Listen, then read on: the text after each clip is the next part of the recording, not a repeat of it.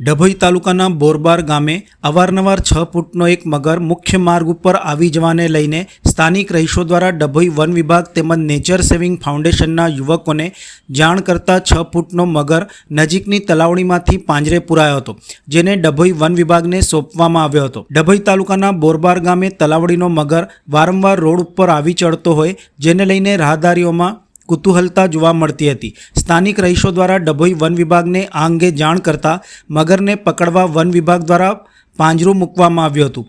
ગત મોડી રાત્રે 6 ફૂટનો મગર પાંજરે પુરાતા લોકટોળા ઉમટી પડ્યા હતા।